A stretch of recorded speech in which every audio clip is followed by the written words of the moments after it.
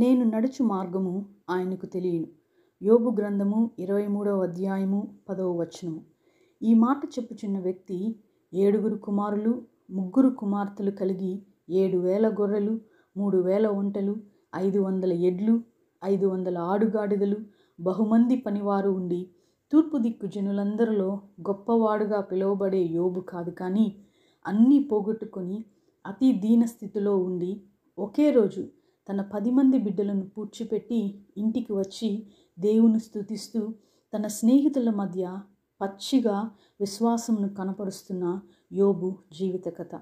యోబు పుస్తకము మరియు యోబు జీవితం అంతా ఒక పెద్ద మర్మమే. ఏ విధంగా ఇంత గొప్ప వేదనను ఆయన తట్టుకున్నాడో, అసలు ఎలాగూ బయటకు వచ్చాడు అన్నది ప్రతి విశ్వాసి జీవితమునకు చాలా పెద్ద సవాలు అని చెప్పుకోవచ్చు.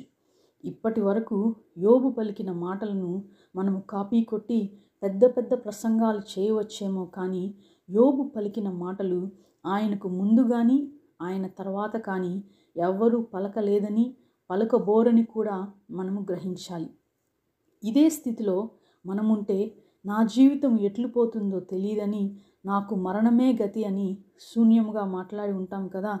కానీ యోబు ఈ స్థితిలో కూడా నేను నడుచు మార్గము ఆయనకు తెలియనని పలికాడంటే దేవుని మీద ఎంత గొప్ప విశ్వాసం ఉంటే అంత పచ్చి విశ్వాసమును కనపరచగలడు. నిజముగా మనము నడిచే మార్గము మనకు తెలియకపోవచ్చు, కానీ సర్వశక్తిమంతుడుగా ఉన్న దేవునికి ఏదియూ మరుగై ఉండదు. ఆయనకు అన్నీ ఎరుకనే అని యోబు యొక్క పచ్చి విశ్వాసము. నీ జీవితంలో కూడా నీ సమస్యలను బట్టి నా జీవితం ఎటుపోతుందో అని అనుకుంటున్న నీకు యోబు పలికిన ఈ మాటను నీవు కూడా కాపీ కొట్టి ధైర్యం తెచ్చుకొని, నీవు పోయే మార్గము నీవు నమ్ముకున్న దేవునికి తెలుసునని నీవు నీతో మాట్లాడుకొని ధైర్యం తెచ్చుకోవాలన్నదే ఆత్మదేవుని కోరిక ఉన్నది. మనకు యోబు చివరి గ్రంథం తెలుసు కాబట్టి దేవుడు యోబుకు రెట్టింతలు ఇచ్చాడని కథగా మనం ముగించవచ్చు.